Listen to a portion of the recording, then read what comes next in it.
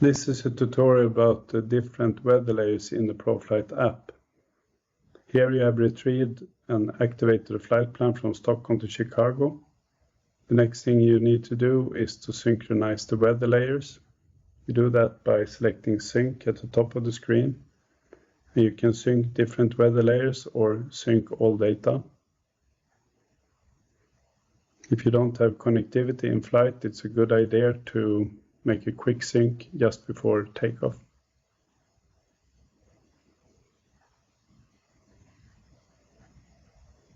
You access the different weather layers through the icon on the right-hand side of the screen, a bit down.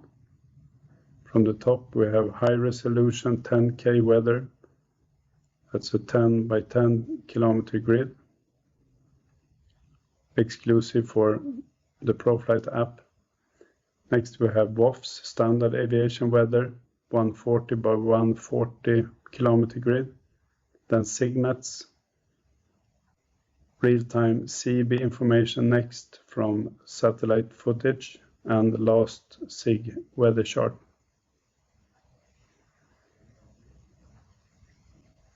By selecting WAF's standard aviation weather, you can look at clear air turbulence forecast. Light turbulence is depicted by green, moderate yellow, and severe red. You can select different flight levels on the left side of the screen and different time frames at the top of the screen.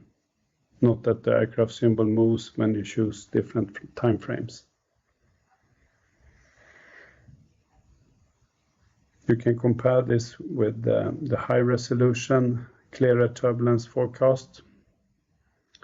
Here the turbulence is depicted along the route as bands in green, yellow, and red, as in the standard aviation weather. You also have vertical depiction of the turbulence at the bottom of the screen.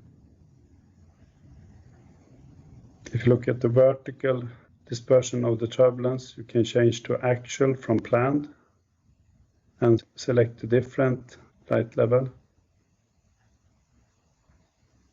For example, here at flight level 370, you see that the green band over Lopvi is wider because there is a wider section of light turbulence. If you go further up, there is no turbulence along the route. The standard aviation weather, the WAF's weather, also have icing forecasts in a similar way as the clear air turbulence, where you can select different flight levels and different time frames.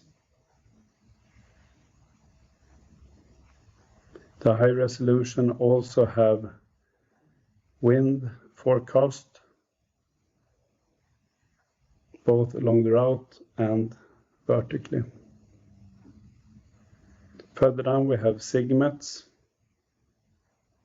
If you select all, you can see all the SIGNUPs globally.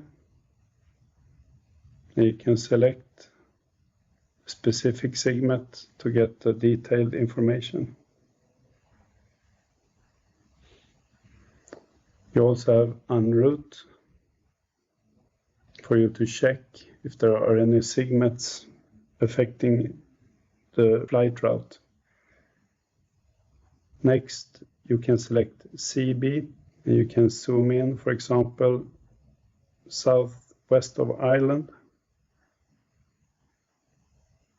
CB cells in real time with a vector for movement and also 1 hour forecast. Last, you have SIG weather chart, low resolution forecast, and here you can choose different time frames as well,